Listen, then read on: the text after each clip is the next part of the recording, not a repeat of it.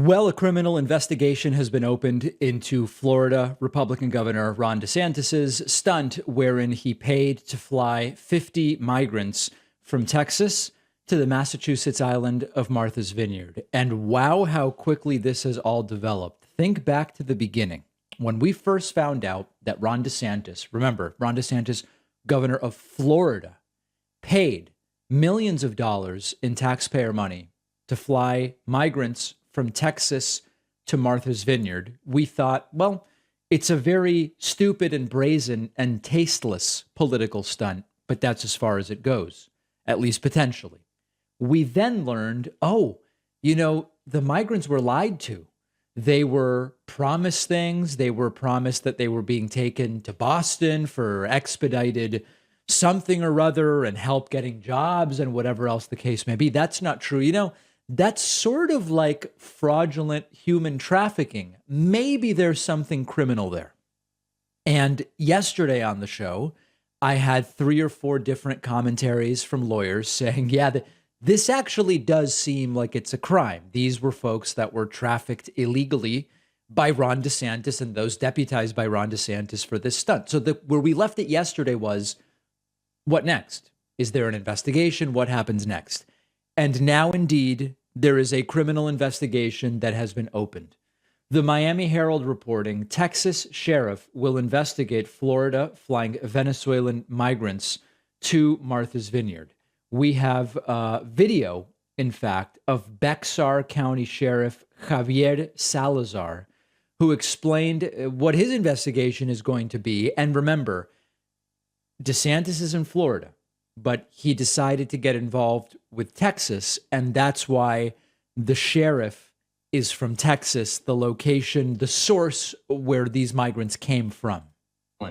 We are opening up a case with an investigation with regard to the suspected activities involving the 48 migrants from Venezuela that, as we understand it at this point, the facts of the case at this point, are that on Wednesday, September 14th, here in Bexar County in the city of San Antonio, our understanding is that a Venezuelan migrant was paid what we would call a bird dog fee to recruit approximately 50 migrants from the area around a migrant resource center on San Pedro here in San Antonio. They talk about Democrats as the criminals. This is just straight up criminality if it's as alleged. As we understand it, 48 migrants were lured, I will use the word lured, under false pretenses into staying at a hotel for a couple of days. They were taken by airplane. At a certain point, they were shuttled to an airplane where they were flown to Florida and then eventually flown to Martha's Vineyard, again, under false pretenses is the information that we have. That they were promised work, they were promised the solution to several of their problems. They were taken to Martha's Vineyard from what we can gather for little more than a photo op, video op, and then they were unceremoniously stranded in Martha's Vineyard. What infuriates me the most about this case is that here we have 48 people that are already on hard times, right? They are here legally in our country at that point. They have every right to be where they are.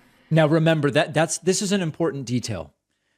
The right has been just using the blanket term illegal immigrants.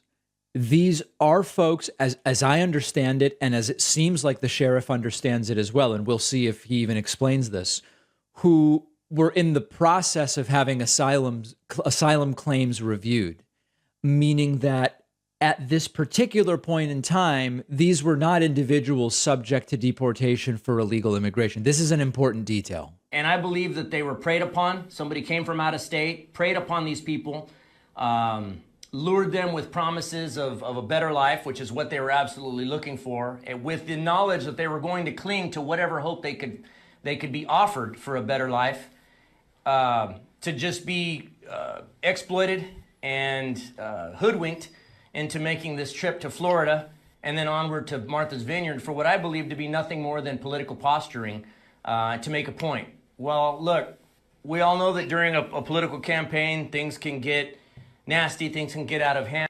Yeah. So the point here is criminal investigation is starting, and we're going to follow it very closely. Now, this may not be the only criminal investigation into Ron DeSantis' stunt, and I say investigate criminally in all jurisdictions where this stunt extended its tentacles.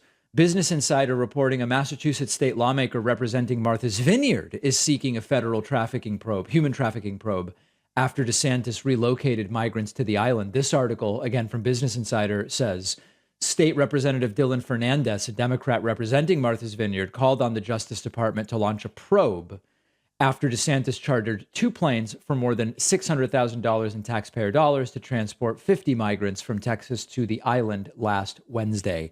Multiple criminal investigations being requested, and that is exactly what needs to happen. Now, the truth, again, I hate to have to be so apparently cynical, but much like I've said, if you're waiting for the Trump in an orange jumpsuit behind bars moment, you're going to be waiting a very long time. I don't think there is any chance that DeSantis goes to prison for what he did, particularly when he's the governor, and while the buck stops with him, the actual acts were carried out and logistically organized by people under DeSantis. I get it, guys. The buck stops with him, and that's ultimately where it should stop. If we're waiting around for DeSantis to end up in prison, I think we're sort of putting the target a bit too high. However, is it possible that this stunt and all of the negative publicity that's coming with it, I mean, there's positive publicity as well from the right, although some on the right aren't pleased, but will the negative publicity that's coming from it maybe hurt DeSantis in his imminent reelection campaign in Florida, where, as we talked about on the bonus show yesterday, DeSantis is currently winning by about an average of 4 or 5 against Charlie Crist. Maybe. I think that's the optimistic scenario. Not that DeSantis ends up in prison. By the way, if you did what was done, except it was with young girls to lure them into prostitution, you damn well could end up in prison. But this is different. This is the Republican governor of Florida. But be that as it is, be that as it may, whichever is your preference, I think the best case scenario here is this hurts DeSantis' reelection campaign. And he's, as of right now, looking like he's going to sail to that reelection. At least there's a criminal investigation. We'll leave it there for today. One of our sponsors today is Blue Chew, a unique online service delivering the same active ingredients as Viagra and Cialis in a chewable form and at a fraction of the cost. And they're giving my audience an entire month's supply for free. So if you think you could benefit from an extra boost of confidence when it's time, all you have to do is take a short quiz on their website. A licensed doctor approves your prescription. The medication comes straight to your home within days in a discreet package. No driving around to the doctor's office or the pharmacy. No waiting around. No awkward conversations with your doctor. All of Blue Chew's tablets are made in the USA. The entire process is just a few clicks. Go to bluechew.com. The link is underneath this video. They'll give you an entire month's supply for free when you use the promo code PACMAN. All you have to do is pay $5 shipping.